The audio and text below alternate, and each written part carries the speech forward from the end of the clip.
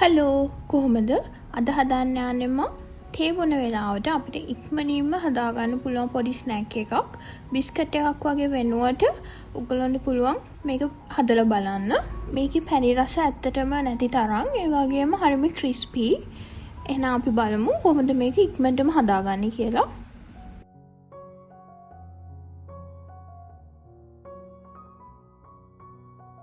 මුලින්ම මම පිටි කෝප්පයක් ගත්තා ඒකට ලුණු තේ හැඳි 3 කාලක් වගේ දාගත්තා.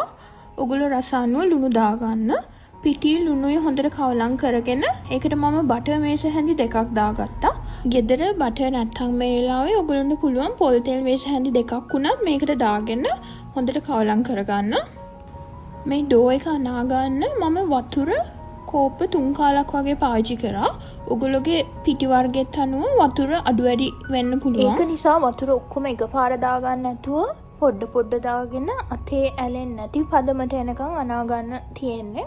මේ වගේ පිටි ටික හොඳටම කවලම් වුණාට පස්සේ තව විනාඩියක් වගේ මම හොඳට අනා ගන්නවා. අපි මේ අනාගත ඩෝ එක පැත්තකින් තියලා ඊළඟට අපි මේකට ඕන වෙන මිශ්‍රණයක් තියෙනවා ඒක හදාගමු.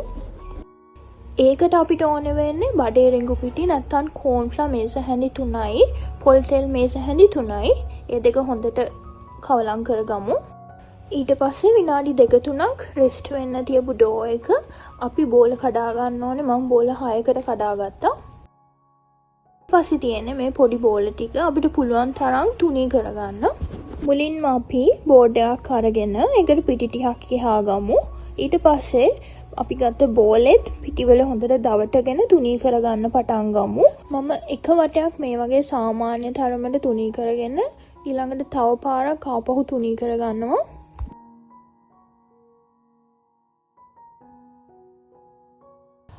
අපේ රොටි හයම දැන් හොඳටම තුනී වෙලා තියෙන්නේ. ඊට පස්සේ කරන්න ඕනේ අපි හදාගත්ත මිශ්‍රණේ එක රොටියක් උඩින් ගාගෙන අනිත් රොටිය එක උඩින් තියාගන්න. මේ වගේ රොටිය හැම ඉවර වෙනකම් මැදට අපි හදාගත්ත මිශ්‍රණේ ගාලා රොටියක් උඩ රොටියක් තියාගමු. මෙහෙම අපි ලේයර්ස් එකින් එකට තියන එකෙන් තමයි අර පේස්ට්‍රි එක වගේ අපි හදාගන්න ස්නැක් එකෙත් ලේයර්ස් හැදෙන්නේ.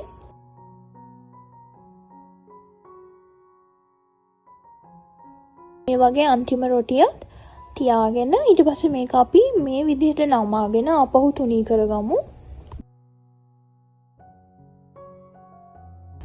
මේකත් ඔයගොල්ලන්ට පුළුවන් තරම් තුනී කරගන්න. ඊට පස්සේ තියෙන්නේ අපිට අවශ්‍ය ප්‍රමාණයට හීනි තීරු කපාගෙන බැද ගන්න.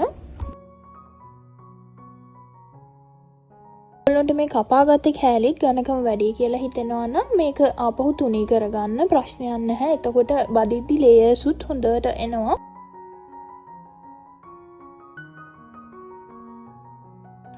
මම මේ කපාගත්ත සමහර කෑලි වලත් ඝනකම වැඩි හින්දා මම බදින්න කලින් ආපහු තුනී කරගත්තා.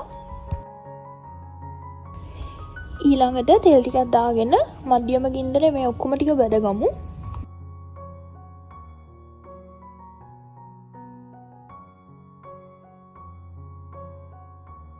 ඔයගොල්ලන්ට පේනවා ඒක බැදගත්තේ ලේයර්ස් හොඳට එළියට ඇවිල්ලා ක්‍රිස්පි වට තියෙනවා.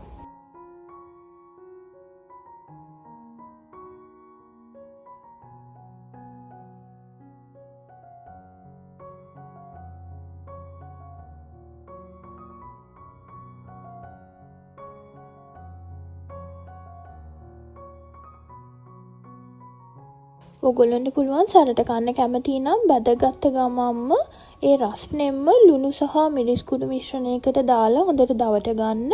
මම කරේ මං තීරු කපාගෙන අයින් වෙච්ච චූටි කෑලි ටික විතරක් ඒ වගේ සරට හදාගත්තා.